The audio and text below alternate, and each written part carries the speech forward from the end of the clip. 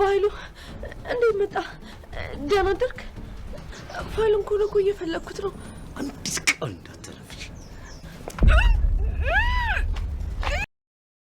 ለአንድ ደቂቃ እንኳን ዝም በይ እናቴ። ምንም እንዳልተፈጠረ እውነቱን ንገሪያት። እኔ ምንም የማውቀው ነገር የለም። ምን አልሽ እናቴ? ምንም የማውቀው ነገር የለም? እኔ ምንም አላውቅም። ውጪ ነበርኩ። እንዴ ግን እኮ በቃ ዳግም፣ ከዚህ በላይ ምንድን ነው የምትፈልገው? የሁለታችሁም ፍላጎት እኔና ብሌንን መለያየት ነው። ደግሞም ተሳክቶላችኋል። እንኳን ደስ አላችሁ፣ እንኳን ደስ አላችሁ። መለያየታችን ዋናው ተጠያቂ አንቺ ነሽ። ባንቺ የተነሳ ነው ብሌንን ያጣኋት፣ ባንቺ የተነሳ። ቃል የማትወጣው አጣብቂኝ ውስጥ ገባች። በስተመጨረሻ ዳግምን በእጅ አስገባለሁ ብላ ከገነት ጋር የተስማማችው ሴራ የገነት ጎረቤት አጋለጠችባት። ወይዘሮ ገነት አተርፋለሁ ብላ ገደል ገባች።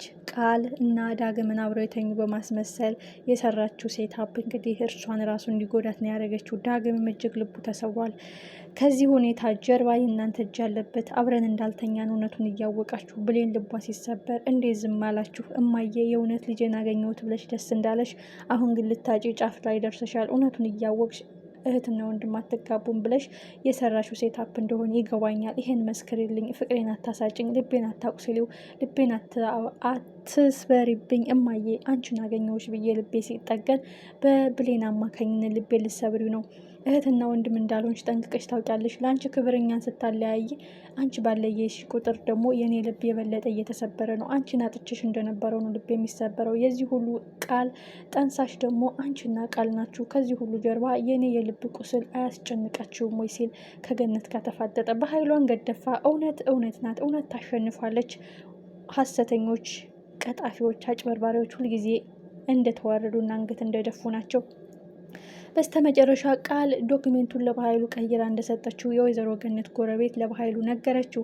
በኃይሉም በሳት ላይ እየተጫወተች ነው ቃል በማለት እንግዲህ ቃልን ማንቁርቷን ይዞ እንዴት ብትንቅኝና እንዴት ብትደፍሪ ነው በዚህን ያህል ልክ የተፈታተንሽኝ? አመንኩሽ ብዬ እኔ እንድታግዢ በጠየቅኩሽ ህይወቴን አደጋ ውስጥ የሚጥል ነው የሚያበቃልኝ ነው ዘብጥያ የሚያስወርደኝ ነው ብዬ ከዚህ ረመጥ አውጭኝ፣ የምትፈልጊውን ነገር ከፍልሻለሁ ባልኩሽ ምን ነው ይህን ያህል የአንቺ ፍቅር በልጦብሽ እኔን ቁማር ልታስበልኝ ጫፍ ላይ እየደረሽ? ቃል ከመቼ ወዲህ ነው ልብሽ አበጠ? በማለት እንግዲህ ለዚህ ጥፋትሽ ዋጋ ትከፍያለሽ በማለት አግቷታል። እንግዲህ ቃልም ያንተ ዛቻና ያንተ ድብድብ አይሰለቸኝም።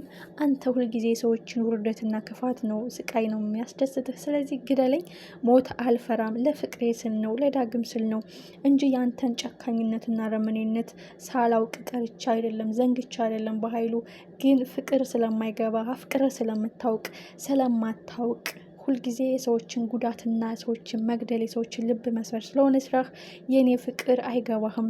ዳግምን ስላፈቀርኩት ነው ያንተ ቅጣት ይበልጥብኛል በማለት ዳግምን የመረጥኩት እንጂ አንተ ክፋትና ተንኮልህን ረስቸው አይደለም። ቅጣትህን ሞትና ግርፋት ወይም እገታ በጣም ብዙ ስቃይ እንደሆነ አውቃለሁ፣ ግን ከፍቅር አይበልጥም ብዬ ነው ዶክሜንቱን የቀየርኩት በማለት እንግዲህ ቃል ተናግራለች።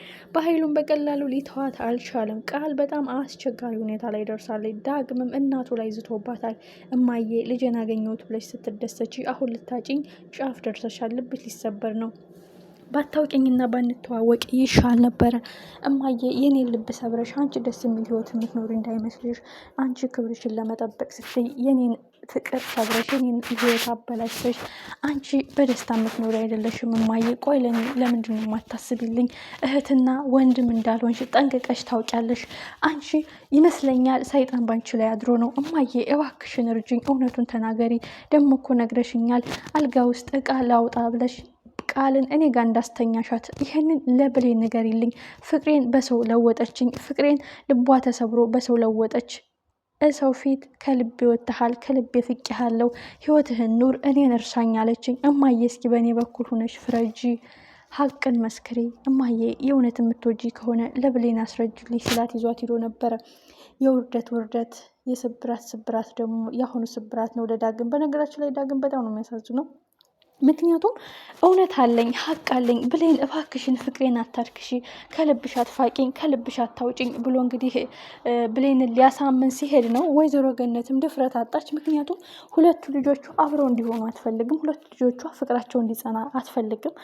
ምንም ቢሆን እህትና ወንድም ናቸው፣ እኔ ባልወልዳት ማሳድጋታለሁ የሚለው ነው አይምሮ ላይ የለ። ወይዘሮ ገነት ግን ሞኝነቷ ነው። እንደዚህ ያለ ነገር እንኳን ብታስብ ቃልን ማማከር የለባትም ነበር። በቃ አይሆንም አልፈቀድኩም ብትል ሁለቱ ይራራቁ ነበረ። ግን ከቃል ጋር የጀመረችው ጨዋታ ሌላ ቁስልና ሌላ ቁማር፣ ሌላ ፈተና እንዲሆንባት ያደርጋል።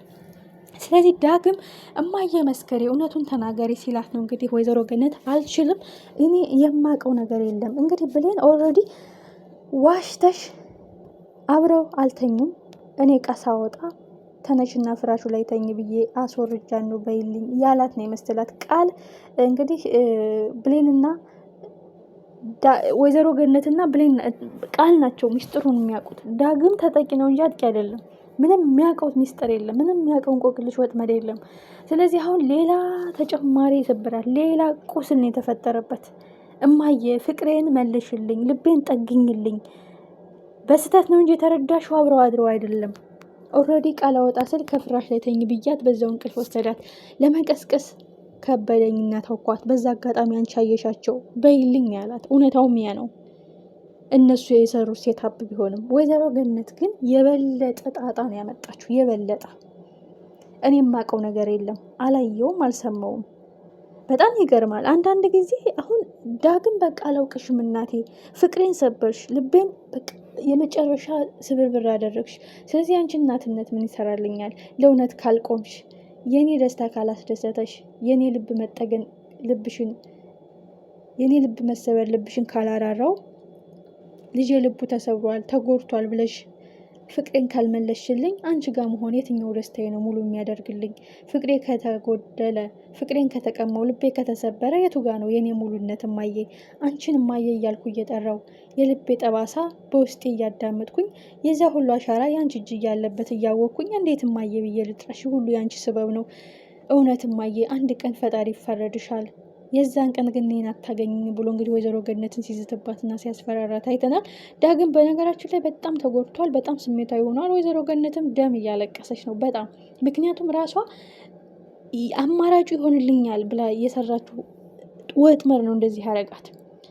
በቃ ከቃል ጋር ባትስማማ እንደዚህ አድርጊ ባትላት ቃል ራሱ ደፍራ አታደርገው። ምክንያቱም ዳግምን ማግኘት ማጣት ስለማትፈልግ በእንደዚህ ያለው ወጥመድ ውስጥ ማለት ነው። ስለዚህ ገነት ብሌንና ዳግምን አለያይታ በቃል ወጥመድ ገብታ የብሌንን ልብ ሰብራ የዳግምን ልብ ሰብራ እሷ ለብቻዋ እየተማሰለች በጭንቀት አስቡት። በጣም ይከብዳል። በጣም የሚገርም ነገር ነው። እንግዲህ ወይዘሮ ገነት ደፍራ አዎ ልጄ የኔ ጥፋት ነው ካልጋው ላይ ውረጅ ብዬ አስተኝቻን ነው በዛው እንቅልፍ ወሰዳት ብላ ደፍራ መመስከር አቅቷታል። አላውቅም፣ የማውቀው ጨዋታ ቁም ነገር የለም፣ እዚህ ላይ እኔ እጅ የለበትም፣ አብራችሁ አድራችኋል እንደማለት ነው በቃ። ብሌንም ሁለተኛ ማረጋገጫ አገኘች ማለት ነው። ስለዚህ ይህ እውነታ መቼ ነው የሚወጣው? እውነታው መቼ ነው የሚረጋገጠው? ኦልሬዲ ውጤቱ ሊከፈት ጫፍ ደርሷል። እውነት ሊያሸንፍ፣ ሀሰተኞች አንገታቸውን ደፉ፣ እውነት አሸነፈች። ቀጣይ ክፍል በጉጉ